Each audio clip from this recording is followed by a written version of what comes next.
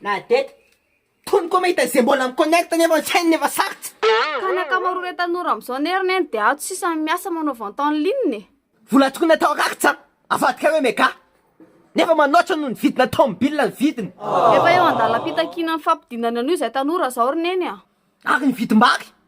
Indray aloha ny tsy haiko. Ay, defa miomana za fa mega ny lerana manomboka rapitso. Fa tsy vary, defa mitena zay. Le ty be sermona betso. Maniakiry. Banga le aza. Fa tira angaty koa zany de lozany milokaloka fotsiny fa tsy mitady asa. Mana be la tety araky ny ty tapitany aty. Aza mba manao an'izany ianao raha matoa ty a. Fa rehefa zany ny mahazo de nao volohany manao balato. Leo anao arangatia. Tatery ny tony any daholo ny vola rehetrarehetra zao banky zero manatody. Sa maty antika ihany sika raha izany.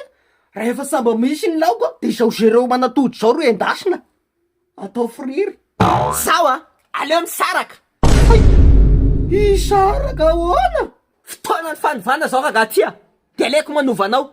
Saraka misy occasion. Nga zany samba misy fakakevitra izy ty zany fa tonga de décision-nareo samy rery. Hoay, mitsara ny kakano.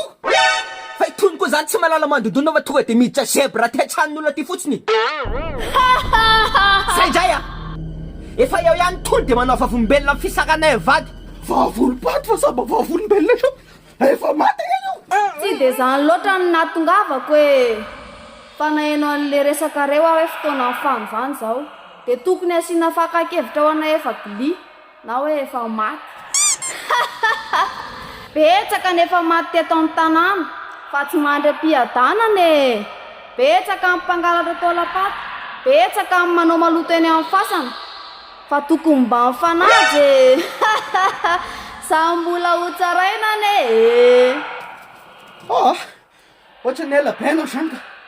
Marary be ny natikako. Samba taoso koa. De farany. Aleo mba atao teny gasy ny lalàna rehetra amin'ny fe. Fa betsaka taminay tsy nahita fianarana fa maty bonera. Tena marina aloha iny raha iny. Sady gasy ny tantanany eto fa tsy vazaha.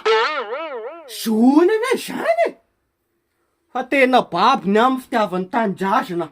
Fa na efa maty ary izy de mbola mitondra ny anjara birikiny. Ka rehefa misaraka ihany sika, aneko miaraka aminazy. Maninona tsara? Ka fotoana ny fanovana zao, izy zao ninoko fa samba mitaka anahy. Zany ve? Savie iny, lasa mandeha mitady angalabady. Ka mila vavolombelona zay raha matotia. Adorako volo a. Volo mena raha misy e. Samy Gaigy.